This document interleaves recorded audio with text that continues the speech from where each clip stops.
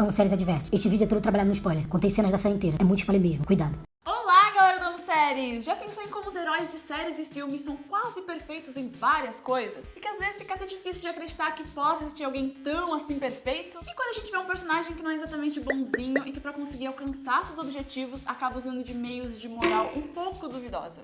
Sabe aquele personagem que todo mundo torce mesmo sabendo que ele não é exatamente a melhor pessoa do mundo? Pois então, a gente costuma chamar ele de anti-herói. É bem comum a gente acabar se identificando muito com eles, pois na maior parte das vezes cometem erros tão humanos quanto os nossos e atira aqui a primeira pedra quem nunca cometeu um erro. Não, brincadeira, não atira nada, assina o canal, ativa o sininho que é melhor do que você atirar qualquer coisa.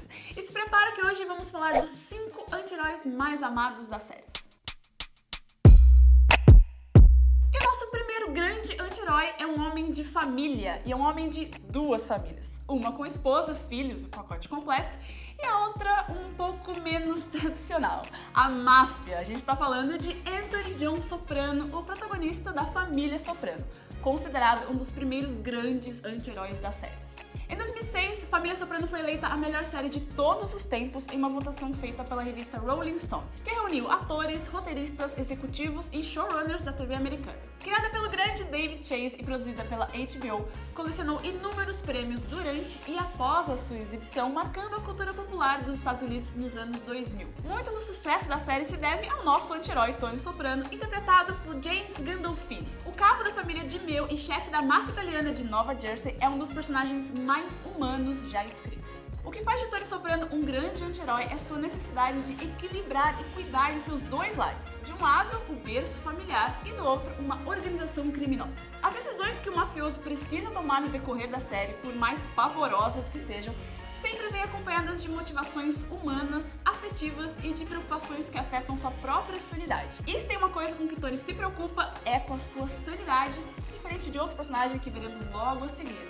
Afinal, o Tony faz terapia. Depressivo e vítima de um forte ataque de pânico logo no início da série, ele busca a ajuda da doutora Jennifer Melfi, psicóloga que se torna uma das personagens centrais ao confrontá-lo e obrigá-lo a falar de seus temores, tentando não deixar explícita a atuação criminosa de seu paciente. Mas se Tony é mafioso, por que chamá-lo de anti-herói ao invés de vilão? Vou explicar agora, presta atenção. Primeiro, porque ele é o protagonista da série. E segundo, porque existe uma linha muito tênue entre decisões boas e más, levando em consideração seu objetivo final, que é a prosperidade de suas duas famílias. Como já dizia o ditado, de boa intenção, o inferno tá cheio, né? Quem assistiu a série inteira lembra de uns momentos mais dramáticos e de uma das decisões mais difíceis da vida do personagem. O que fazer com Christopher Moltisanti? Christopher era primo da esposa de Tony, a Carmela Soprano. Tony não o considerava apenas um primo, mas seu melhor amigo também, nutrindo grande preocupação e amor pelo personagem. No decorrer das temporadas, a relação dos dois vai se estreitando e em dado momento, Tony passa a usar Christopher para amortecer algumas das investigações do FBI que começavam a incomodá-lo. A relação dos dois tem um dos desfechos mais dramáticos da série e mostra o quão disposto o Tony estava em seguir seus objetivos sem correr riscos desnecessários, medindo em sua balança pessoal o peso de sua família de sangue e de sua família do crime. Na cena, Christopher estava dirigindo sob o efeito de heroína enquanto conversava com o Tony. Enquanto ele mexia freneticamente no rádio, o Chris muda acidentalmente de faixa e quase bate de frente com outro carro. Quando ele desvia da batida, eles acabam capotando. O Tony escapa ileso do acidente, mas vê o seu melhor amigo cuspindo sangue. E pra piorar, Chris avisa que eles não podem pedir ajuda médica ou policial, pois ele não conseguirá passar em um exame toxicológico. Ao perceber que ajudar seu melhor amigo pode colocar em sérios riscos e afetar os dois lados de sua vida, Tony mata ele asfixiado. Depois disso, em uma sequência de sonhos, o Tony conta pra doutora Melfi seus verdadeiros sentimentos em relação à morte do Chris, e ali a marca da linha tênue entre herói e vilão fica bem clara. I'm fucking relieved. Really? It was a tremendous drag on my emotions, on my thoughts about the future. Every morning I wake up thinking, is today the day that one of my best friends is gonna dime me to the FBI? And a weak, fucking, sniveling, lying drug addict? That's the worst kind of bet. A forma como os problemas de casa e da máfia vão se misturando na vida do Tony, só piora as decisões que ele precisa tomar para manter tudo nos trilhos. E o grande exemplo disso é o momento que sua própria mãe planeja seu assassinato. Mas se Tony era frequentador assíduo da terapia e se preocupava com a sua saúde mental, o próximo personagem da lista vai ficando cada vez mais insano e mais cruel. E mesmo assim não tem como não torcer pra ele até o último episódio. Quem diria que um mero e frustrado professor de química, diagnosticado com câncer, poderia se tornar um dos maiores traficantes de metanfetamina dos Estados Unidos? E pra piorar, tendo como ajudante um ex-aluno que é usuário da droga. Isso mesmo, se você assistiu Breaking Bad, sabe que a gente tá falando do Walter White. Interpretado brilhantemente pelo Bryan Cranston, o Walt começa a série como um homem simples, pai de família, com várias frustrações profissionais, sim, mas um professor bastante dedicado. Ele tem um filho com paralisia cerebral, a família tá passando por uma fase apertada de grana e, pra piorar, ele descobre que tá com câncer que o plano dele não consegue cobrir o tratamento. E ele e a esposa, Skyler, estão esperando um novo bebê. O que acaba se tornando a gota d'água para que ele resolva buscar soluções não tão convencionais para resolver essa crise financeira. Depois de sair numa batida policial com o cunhado dele, o Walter esbarra no seu ex-aluno, Jesse Pinkman, fugindo de um laboratório de metanfetamina. E é a partir desse encontro que esse químico brilhante percebe que existem outras formas de garantir que seus filhos tenham dinheiro suficiente para bancar suas faculdades. O objetivo é digno, então vamos concordar, garantir a saúde financeira da sua família para o caso dele não sobreviver à doença. O problema são os meios que o Walter usa para atingir as suas metas. Além de passar a produzir a melhor metanfetamina do país, o ex-professor passa a lidar com narcotráfico pesado, comete assassinatos e passa a viver uma vida dupla. Mais uma vez a gente vê o trabalho controverso do homem em conflito com o bem-estar de sua família. You're a drug dealer. Durante algum tempo ele tenta não envolver a família, mas acaba sendo descoberto pela Skyler e a envolvendo diretamente na lavagem de dinheiro que começa a surgir com seu novo negócio. Se o Tony Soprano no decorrer da série vai trabalhando seus conflitos com a terapeuta e tentando manter a mente sã, no caso do Walter White, a cada novo episódio a gente vê ele mais transformado e fora de si do que antes, e a lista de decisões e atitudes pavorosas dele é enorme. Vamos começar pela primeira vez em que ele matou uma pessoa. Vocês lembram que, além de matar asfixiado um dos primeiros traficantes a tentar roubar sua fórmula, ele também decompôs o corpo de um cara numa banheira cheia de ácido? Outra situação que merece destaque é quando ele deixa a namorada do Pinkman morrer. O Walter poderia ter salvado a vida da garota, mas ele escolhe deixá-la morrer engasgada com o próprio vômito porque ele acreditava que ela estava atrapalhando os negócios dele e do seu ex-aluno. E não para por aqui.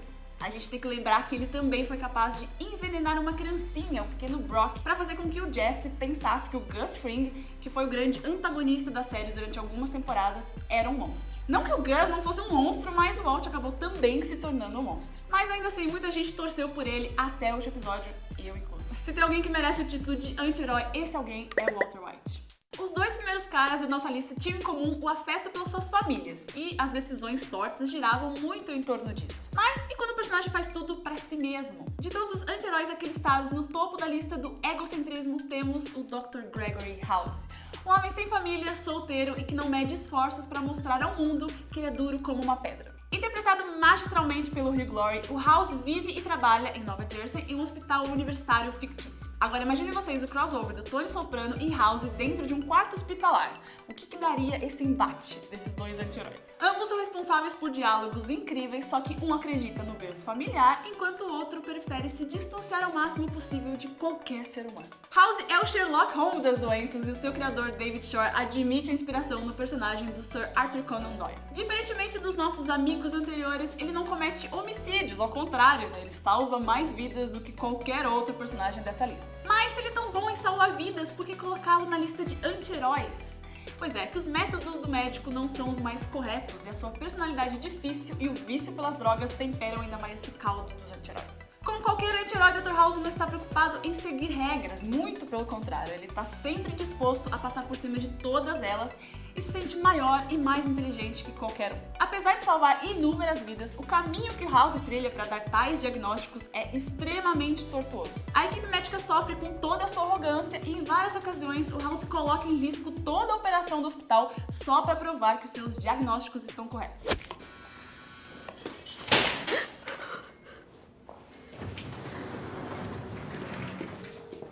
She's fine. Where's her chart? You rang emergency to get her chart? I know, that was bad of me. But I'm pretty sure the chart's supposed to be attached to the bed so that GIMP doctors don't have to look all over the place while patients die.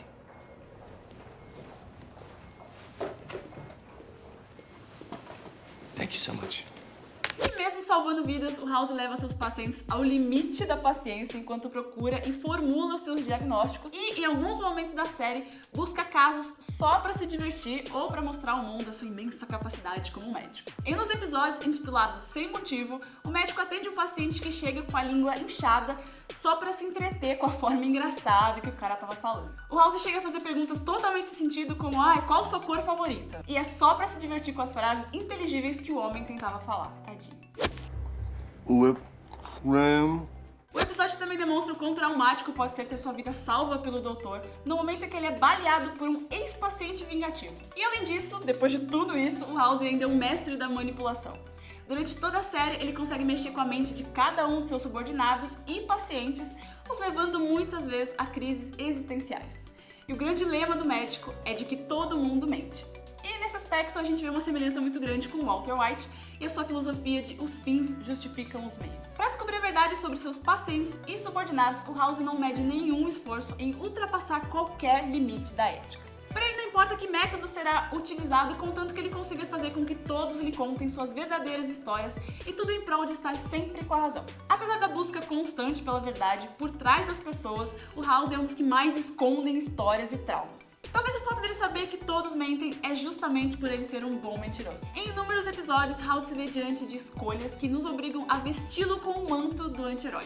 Por exemplo, diante de um possível caso de varíola, o médico liga para a vigilância sanitária, o órgão que confronta durante a série inteira, e ele finge ser uma escritora curiosa para descobrir se a doença sobreviveria 200 anos embaixo do mar. A suspeita de varíola no hospital faz com que a própria vigilância sanitária obrigue todos que tiveram contato com o paciente a isolamento. House, em um momento de arrogância e soberba, ignora todos os procedimentos padrões e equipamentos de segurança para entrar em contato com o paciente e provar que todos, menos ele, estavam errados. Então você vai responder isso na justiça. Beleza. Combinado? Você vai Isso pra mim é danos morais. E pasmem, ele estava certo, como na maioria das vezes. Para além de sua equipe médica marcada por algumas demissões e retornos ocasionados sempre por House ou pelas sequelas que ele vai causando nas pessoas, o seu núcleo afetivo se vê constantemente confrontado por suas decisões. A doutora Curry, reitora do hospital e grande amiga do médico, e o Dr. Wilson, seu melhor amigo, se veem constantemente ludibriados por mentiras e apostas trapaceiras. Apesar de toda a carga negativa que carrega, o House acaba demonstrando no decorrer da série e principalmente no desfecho que todas as camadas de arrogância e soberba existentes nele são, na verdade, armaduras para se proteger dos próprios sentimentos. E nem sempre ele tem sucesso na sua autodefesa. E o quarto anti-herói da nossa lista é uma mulher em busca de vingança. A gente tá falando da Emily Thorne, ou Amanda Clarke para os mais íntimos, a protagonista de Revenge, interpretada pela Emily Van Camp. Não são poucos os personagens que se veem na busca desenfreada por vingança, em sua maioria vilões, né? Mas nesse caso, a gente vê uma mulher que teve a vida destruída pela condenação e morte injustas do pai. E para que você saiba a dor que o personagem carrega no peito e a força que ela coloca em seu objetivo final, que é destruir a vida de todos que a fizeram sofrer, basta ouvir uma de suas frases mais emblemáticas. When everything you love has been stolen from you, someone has to pay. Emily não brinca em serviço e ela consegue fazer com que o público aceite qualquer atrocidade sem deixar de torcer pela protagonista. Depois de passar anos em um orfanato, a Emily traça um rebuscado plano para acabar com a vida de cada um dos responsáveis pela trama inventada que derrubou e matou seu pai. Ciente da inocência dele e tendo provas que identificam os responsáveis por toda a tragédia, ela traça seus principais alvos, o Conrad e a Victoria Grayson, donos da empresa que seu pai trabalhava, a Grayson Global. E que vingança pode ser melhor do que se casar com o filho dos donos da empresa e conseguir destruir tudo que eles construíram? Parabéns, conseguiu se enfiar na minha casa. Conquistou e seduziu meu filho. Fez a cabeça dele contra mim. Acontece que, pra quem acompanha a série, nem tudo saiu como planejado. A própria Emily acaba descobrindo por si própria que vingança atrai vingança, e as reviravoltas no decorrer da série, graças a seus atos, vão surpreendendo cada vez mais o público. Tá preparado para um mega spoiler? Pois então, na quarta temporada, por exemplo, depois de muitas mortes, casamentos arruinados, famílias destroçadas e mentiras contadas, a Emily acaba descobrindo que seu pai está vivo. Pois é. E apesar de suas motivações girarem em torno da busca pela justiça pessoal, seus atos não deixam de ser cruéis. A sua antagonista, por exemplo, é colocada em uma clínica psiquiátrica. Mas no panteão de anti-heróis, o destaque da Emily é a sua resignação. De todos os personagens aqui citados, ela é a mais consciente de seus próprios atos e a única que consegue, no final, enxergar que cada uma de suas escolhas pode ter sido motivo de sua própria queda. Ela encerra o seu arco questionando o espectador e advertindo de que trilhar uma estrada de vingança pode não ser o melhor caminho para a satisfação pessoal. Traficantes, mafiosos, médicos, egocêntricos, aqui nessa lista a gente tem de tudo. Mas e quando o rolê é relacionado a poder e política? Existe ambiente mais propenso para a criação e circulação de um anti-herói do que as esferas de poder? Sim, estamos falando de alguém de House of Cards e não é o Frank Underwood, é a Claire Underwood, a 47ª presidenta dos Estados Unidos, para delírio dos fãs. A importância da Claire como anti-heroína é tamanha que Robin Wright, que interpreta a personagem, ganhou o Globo de Ouro de melhor atriz na categoria série dramática em 2014. The first female president of the United States is not going to keep her mouth shut. De todos aqui listados, a Claire é a anti-heroína com maior poder de manipulação, assumindo a posição do marido depois da morte dele e mudando os objetivos finais do cargo. Se no decorrer de House of Cards, o Frank se envolve demais com seu sonho de ser presidente e esquece quem ele está manipulando, muitas vezes subestimando seus adversários, a Claire quase nunca perde sua frieza analítica de cada pecinha de xadrez que está disposta no tabuleiro e ela consegue movimentá-las. E, ocasionalmente, eliminá-las, como foi o caso de Tom Yates, uma morte a sangue frio para colocá-la páreo a páreo com qualquer anti-herói dessa lista.